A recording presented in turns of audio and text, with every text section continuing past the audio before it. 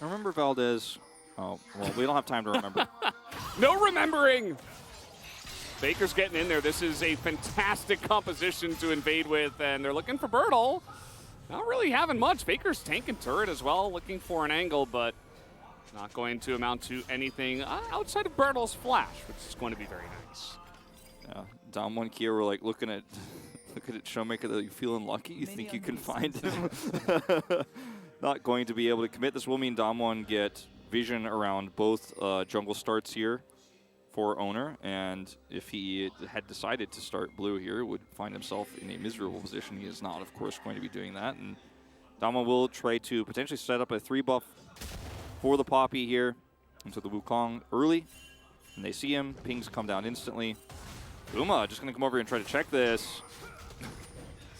But yeah. Oh, not really that much CC in this comp at level 1, so it's fine. Yeah, just going to be Canyon picking this one up. Good information for T1 at least. Well, I was going to ask you if you remembered, which I know you do. It was a rhetorical question I was going to ask. Remember when it was quirky as year at the beginning of the season? Yeah, I do. Yeah. This is the exact opposite of that. Is fight all the time, fight aggressively. Every lane is supposed to win on both teams. Speaking of, we're like still fighting potentially here.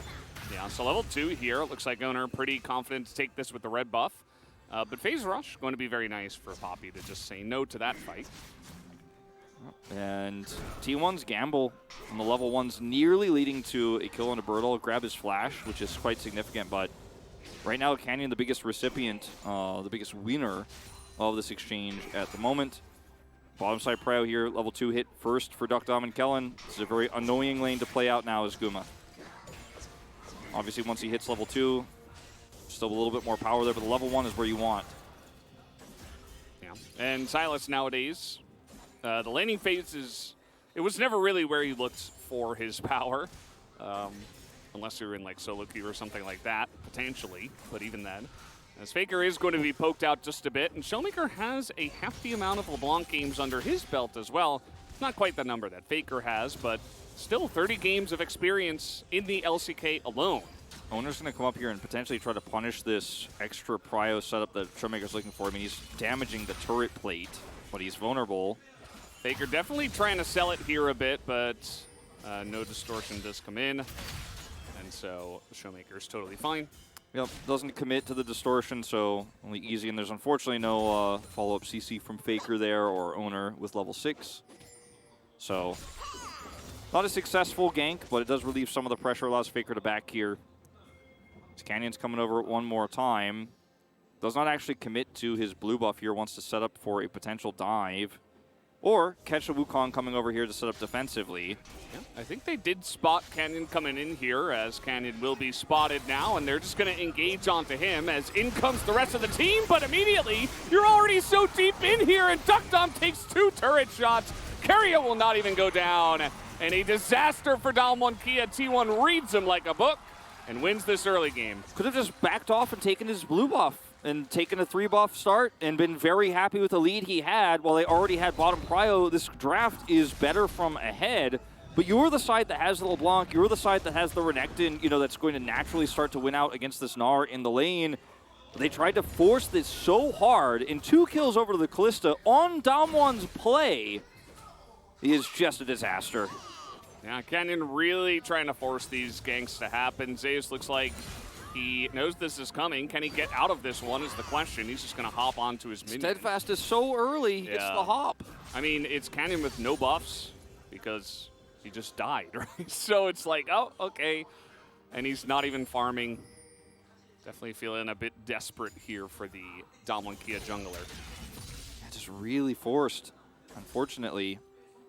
And I get the idea. You know, you had a lead from T1's you know, level 1 not going the way they wanted it to, but this is just really aggressive. With the ward here, Keria is just instantly bandage tosses him, and then Deokdam tanks turret shots here on the dive. You know, that's the end of it. Like, there's nothing else to explain here. It was a call that was made, and Kellin will lose his flash as well. Yeah. The damage is high at this stage, obviously on the Amumu, or rather on the Draven, but not that high. Keria's having a great time, by the way. He was smiling in game number 1. And now even, you know, shouting, oh, I'm going to live, or maybe he was saying I was going to die. I don't know, it was too loud, but then he gave us the thumbs up and the good. He's having a good time, and he should be. Things are going very well for him and his partner down here on the bottom side in the bottom lane. And yeah, Oner just here once again, right there for his team. You see that the Draven is going to get ahead in CS, but it's not going to make up for the 2 kills that Guma has. Yeah, he'll need a cash out before we can start talking about him reaching parity. Does have a small experience lead here too, so it's not all for naught, and he will still be able to control this lane. But the unfortunate truth is that T1 have such a massive amount of gold on this Kalista now that the Draven won't be able to keep up in these mid-game fights. And that's kind of the tipping point for both of these teams, is who wins those first few objective fights. The first Drake fight, or if there isn't one, you know, who gets the Drake and who gets the Herald. As you can see, it's a 4-2 right now. Guma, 3 of those wins on this Draven. Boy. Distortion gonna miss, but the chains will hit as trying to steal a Poppy ult, but that's not going to land. Just kind of just dash through as Canyon is on the follow here. Will flash as well, but Oner is right nearby. Can Faker live? The Kingslayer at the last moment does the flash in from ShowmMaker, will secure the kill. As now you've got Burdol coming in from the top lane, actually, and now Oner's in a bit of trouble. Trying to get this kill onto a Poppy, not going to happen at low health, and DK were able to pull off 2 kills here for ShowmMaker. Yeah, Oner was, I don't think, even really very close to level 6. You see Canyon's only halfway through his experience right now on that regard. If he had 6, of course, you could turn this around very well. I thought it was a cool attempt, but he ends up getting trapped there as Damwon Kia ready to pull the trigger. And Damwon now 2 kills on one of their carries here. The LeBlanc getting very far ahead of the Sylas here. Faker gets caught out. And now this game gets a lot more interesting. So we have 2 strong points for these 2 teams. So I think the Kalista are going to look a little bit better at this stage for those first few objectives. But LeBlanc getting sped up quite significantly towards her later parts of this game. And gets Luden, has a lot of extra poke potential here in setting up fights. And just like that, you know, the game can turn on a knife's edge. Damwon Kia take a slight gold lead here. Yeah, it means that the LeBlanc hits a 1-item power spike extremely early on, and I think it's going to be in the hands of ShowmMaker to really try to make this early game theirs. Canyon's charge there stops him from using the ult against him, as Faker has obviously level 6 advantage. Oner comes over, and the Kingslayer heals him up, but it's a flash from ShowmMaker to secure the kill as Oner continues to go back in here and gets chained and knocked into the wall. Like, this was not the fight Oner was looking for, unfortunately. Very optimistic, especially considering that Zeus did not come down. Oner was there. If he did, it would have been even worse, I think. But kind of an odd choice by Oner to decide to not walk away from that loss and try to turn it around.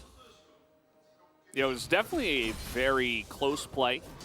A little bit of a risky one there. But either way, big rotation now up to the first Rift Herald, which has been the name of the game here.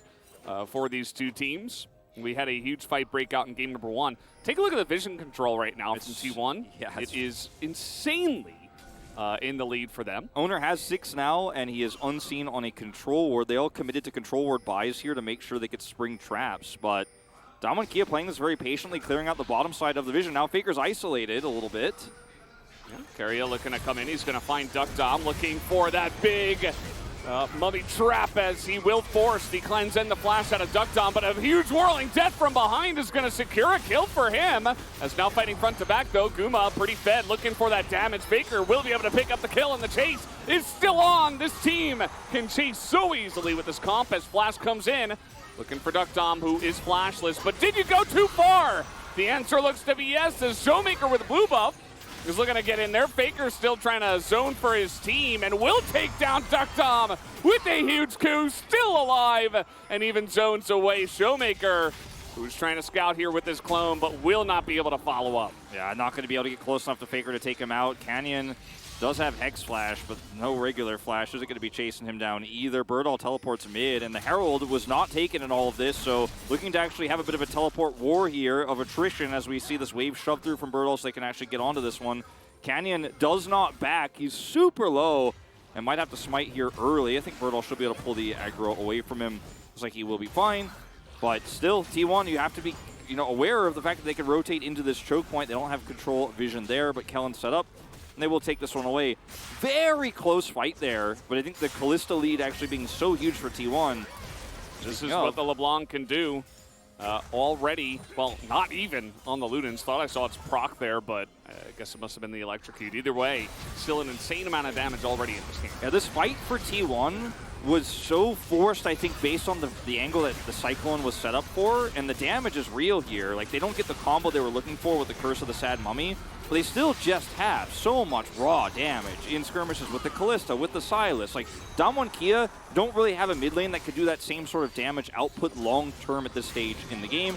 But then, they chase a little bit too far here. DWG KIA will trade back some kills and grab the Rift Herald. Very close fight, however, that I think T1, despite the engage not being perfect for them, I mean, it was very good. Still, they end up winning the fight. Not enough health bars there at the end to secure Herald, which will go into DWG's favor. So still a very close game at this stage. Yeah. Although, we're looking at get on top of a Braum here. Kellin doesn't have anything, so he looks to be dead. Oh, he has a stopwatch. Missed that one. Might be able to save him as Guma is going to pull the Ren. And actually, it's Keria who is taken out. That's another kill, as this game is going a little bit off the rails as Guma now on the run. As this Kalista flashed on in from Canyon with the slow, should be able to select that kill. As Faker not quite able to lock down another for himself. Yeah, you know, this is what these two compositions are looking to do, is to fight all the time, fight non-stop. They both have high damage and the burst, plus good CC, especially in T1's composition here. So the fighting and the skirmishing non-stop is what T1 want to do, but I think they also need to respect a little bit of the power in DWG's comp defensively, especially when they give some extra time. Dominus here on the top side. Zeus is getting pretty low, not quite at that Mega Gnar. He's trying to make it happen, and actually, in the mini Gnar, will just be able to walk it out. We'll survive here. Trade of the, well, I guess no ultimate expired here for Zeus, but we'll get Burdol's Dominus, but he wins out in the exchange, and we'll be able to push this wave in. First Drake, still not taken. We're reaching the 13-minute mark here, just like game one. A very late first Drake, but DWG should now have enough control over the map to do said Drake, as they have vision control on both top and bottom of it, and Deokdam is going to have this extra push. And they did not see the Gnar backing. Zeus has teleport, so still a lot of considerations here on the map for DWG KIA. They can't just start this up because it's very tanky now. Burdol will need to be here if they want to take a 5v5, but they had so much control, and they really didn't use it here. This is the kind of stuff we were criticizing DWG for against KT. This one's pretty close. That smite is used early from Oner, trying to burst that one down so they don't even have the scuttle vision. Vision control taken by DWG. And very scary, as you mentioned, on both sides. You can pull the trigger and you can engage if you want to. So for T1 without vision, they're like, oh, well, we can't really enter that river right now. Especially without Mega Gnar, which Zeus is trying to build up at this point in time. As the Rift Herald will go in full money here for Canyon, as the LeBlanc will not be further boosted. Yeah, DWG still just trying to get a little bit more vision here instead of actually starting the Drake up, despite the damage they have in this composition. I mean, the shield bow's been done for a while here for Deokdam, and he's Draven. He has a lot of stats. He does a lot of single target damage. Just wants to continue to build up some more stacks over here, sitting on 61 as he pushes this through. And DWG are just saying, I don't want to start a fight first because your comp is also good at skirmishing, and if we use any cooldowns or lose any health on the Drake, that might just do us in. Even if we have this immense amount of vision control around that part of the map, you're joking about the Corky Azir handshake. This is like the Draven Kalista sword clash, you know? Like this, both of these teams want to fight all the time, and fights like this where looks like you have the jump on a support, but he has stopwatch, and then you're like, oh man, DWG KIA also have a ton of damage. Watch this Amumu just disappear. It's crazy how much damage the Draven has. You have to respect that. The stopwatch buys just enough time for him to get there. And you can see just how variable these fights are. The volatility of these two drafts when they clash is so insanely high, and that's why this game is so high kill so early here, and why DWG, despite having insane vision control, do not start up that first Mountain Drake, which is now at 15 minutes, still untaken. It looks like Keria is clearing vision. I've got my eye on that objective now. Very curious to see when that one is going to go down. The Amumu at this point obviously cannot solo it, so that's not going to happen. The top lane looks like Burdol taking more and more aggressive trades, which means that, you know, he has been able to gather himself a slight CS victory here, which is pretty common. for the Renekton, as now T1 setting up for this Drake. Looks like they do want to make a potential try at it. Maybe they'll just clear vision and back away again. Yeah, I mean, that is what it looks like. This Renekton pick doesn't have first item just yet. Still having some trouble putting the pressure onto Zeus' Gnar. We haven't really mentioned it. The Gnar pick, we liked it in the draft, but it is important to note that it has fallen off massively, but it is also Zeus' Gnar. And only players like Zeus, I think, would be confident enough to pull this one out into a Renekton. He's landing super well. Ooh, nice Everfrost as the trade heavily taken by Faker, or was it a bait all along? The Poppy alone can't really force that further trade. Stopwatch available here for Faker as well. And yeah, you know, in the draft, it does feel like T1 are playing a little bit of, you know, patch 12.10 or 12.11, you know, the Sylas Gnar coming back out. Yeah. It's pretty interesting to see. I think Zeus on his Gnar, I mean, able to do stuff like this. He nearly was able to get that last auto. Don't think it would have killed, but still. DWG KIA are just going to finally collect this Drake. So after pushing Canyon back, they knew they had jungle control topside there. Zeus has the range advantage, wants to build up his Gnar bar, and they look for a gank onto the Renekton. But the second they pull the trigger topside, DWG KIA spring onto the Drake bottom side. So DWG reading the map very well here. Had so much vision control still of this bottom objective. Now trying to rush over here and deny. Is still available, so that's a Gnar gone. And this is getting pretty low. Canyon in smite range, and it goes to Canyon as well. The fight here looking to be taken, but the bandage is going to miss from Keria. They're still trying to get on top of this Renekton as the dominance taken here by Faker, and he will survive for quite a long period of time. As in goes ShowmMaker, he's going to collect that one very sneakily on the backside of that fight. Deokdam's getting a turret. Yeah, so that's a full turret for him, as ShowmMaker is going to be so slippery here. So still this game very much on a knife's edge. It really is. T1 KIA walk away with the eye and a turret, but T1 getting the kill. Still walking away with a victory here in terms of getting that extra gold from the kill, but what it means on the map for T1 KIA, who already have a lead in Drake, I think they definitely went out on this exchange. And had Deokdam been there, I think there's a real world where they crushed that fight, but he was already kind of halfway committed to taking down turrets, so he decides to stay for that. Notice how late he is to this fight. He doesn't have teleport like Faker does, so I feel like Faker can actually join into this fight right away. By the time Deokdam gets here, he's like probably too late, so decides to back away. As soon as the fight goes south and T1 KIA try to retreat, he instantly makes the call to push mid. You can see that there on the minimap is Burdol. Yeah, he's chain CC'd. T1 KIA want to maybe turn this one around, but without their Draven, they cannot make it happen. And T1 would have just retreated topside if he had rotated over. So the eye, we'll see where that ends up getting dropped. It was picked up by the Leblanc, so she'll get some value out of a turret if she does get it down. You do, of course, have plates on.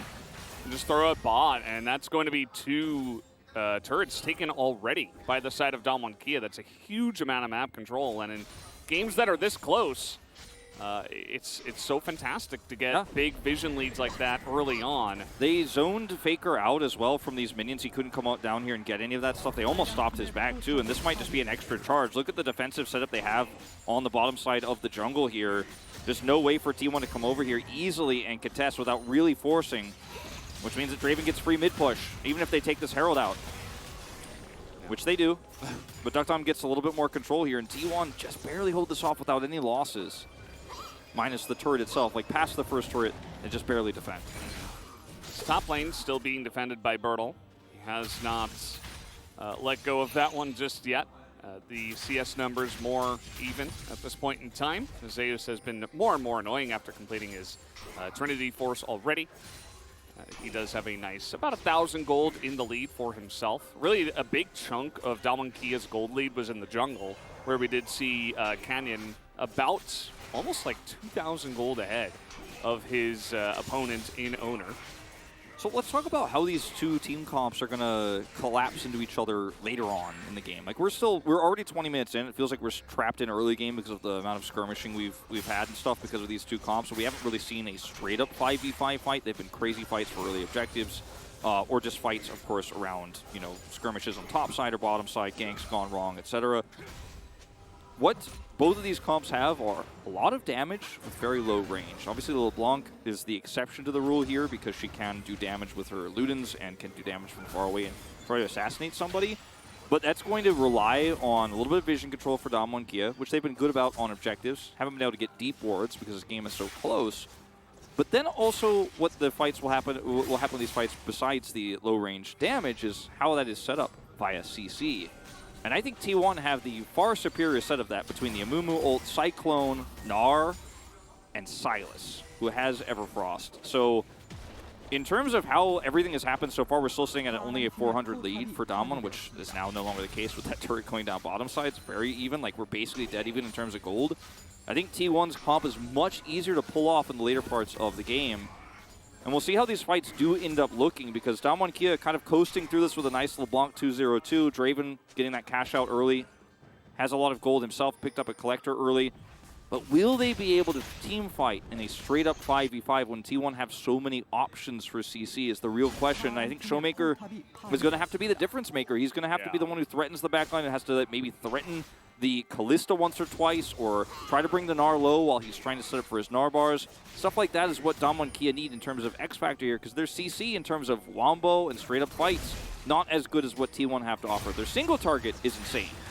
Yeah, I have a lot of my faith in ShowmMaker, who's nearing this Shadow Flame already, right? Like, he's already doing his job very nicely, just hopping in, poking damage. Now, Deokdam can't get caught like this, as Faker is looking to just take him down. Deokdam will flash away, but Kellin looks to bite the dust. His in goes Zeus as well, looking for the kill onto the AD carry, and he will be able to pick it up as another crazy skirmish breaks out here. ShowmMaker picks up a kill onto the Gnar, who dove. Also, Canyon goes in and takes out the Gnar, so turns once again into a bit of an even trade, but T1 with a slight victory. Yeah, T1 with the slight advantage, and that might be enough to grab the second Drake of the game here. ShowmMaker looking for some poke. Chains won't hit. This is still a very difficult fight to take here against T1 because they have a Kalista, and she's going to be doing massive damage here, 3v2. Canyon just looking for a steal and walk away. Yeah, might be able to, as nope, it's going to be Kalista with the Rend pull at the end of the day, as now on the chase here. It doesn't look like Uma will continue after getting chilling smited. And we colloquially call that the second smite here in League of Legends because of how much damage it does when you pull that out. And it was a tough steal attempt there from Canyon, but really at no risk to him, so might as well go for it. But this is just the CC I was talking about for T1 at work here. Kellin will go down. Zeus has an amazing set of plays here, or, dive CC setups to try to kill Deokdam with burst damage. He is picked. They also do collapse here with Burdol onto Faker and trade one more kill back there. But T1 trade up, they grab the Drake. And again, this is still not a 5v5 fight per se. It's a very big skirmishy one.